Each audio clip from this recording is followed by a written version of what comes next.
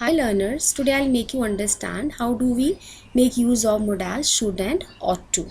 Let's take some examples from worksheet number 5. Herein you see a conversation has been given between Saloni and Neha. Saloni is asking, I'm confused which stream I should opt for, science or humanities. So here Saloni has used should for expressing, for asking suggestion, right? And in second sentence, Neha has used should for giving suggestion. You should opt for the subjects that interest you the most. And in third one sentence, do you think I should talk to a counselor about this? Again, she is asking for suggestion from Neha.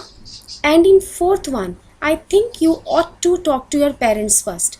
Ought to is used, and ought to, the use of ought to is slight different, means there is a slight difference between the use of should and ought to. Should is used for asking suggestion or advice, and ought to is used whenever we talk about duty or obligation. So here ought to is used as a kind of moral duty, as it is morally correct to talk to the parents first before talking to others. So ought to and should both are used to talk about suggestion, for asking advice, and also to talk about duty or obligation. Let's take some more examples. You should go for a walk daily. You ought to be honest while taking an exam. Here in the first sentence, should is used for giving or asking suggestion, and ought to is used for duty or obligation. So both these are used to give advice or suggestion, but whenever there is a sense of moral duty or moral obligation, we use ought to. And in the second one sentence, you should opt for favorite subjects. You should opt for your favorite subject. So here it is a kind of simple suggestion. And in the second sentence, to talk to your parents before talking to a counselor. Here ought to is used for moral duty. Ought to means it is morally correct. So it is morally correct to talk to your parents before talking to a counselor.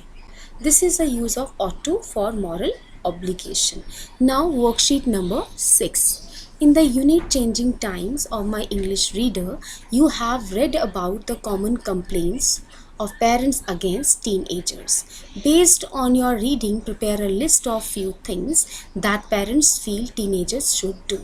So here you are supposed to frame sentences by taking hints from the first chapter of your reader, Changing Times. You know, in the first chapter of the reader, story of Prannoy has been discussed. How he behaved with his parents, how rude he was, always answered back to his mother, asked for money, was always busy doing gossips with his friends. Such kind of behavior his parents always disliked.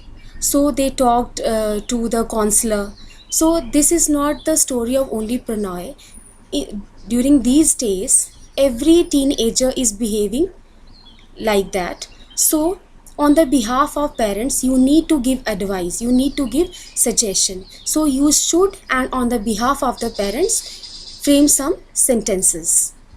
Now next worksheet. Worksheet number 7. Discuss with your partner and list a few things that Prannoy in Give Me a Break in Unit Changing Times of My English Reader ought to do to bridge the communication gap between his father and himself. Here also you need to keep in mind the story of Prannoy from Changing Time Unit of English Reader. How the communication gap between his father and himself widened, how his parents misconstrued him. Although he wanted to express himself, but his parents never listened, never understood him.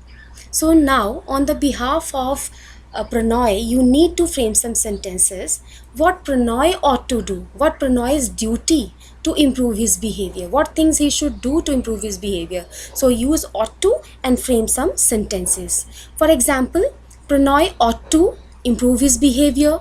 Prannoy ought to keep his room neat and tidy. Prannoy ought to respect his parents. Prannoy ought to study properly. ought to pay attention to his studies. Like this, a number of sentences you can frame. So I hope you have understood about the use of modal should and ought to. Thank you, students.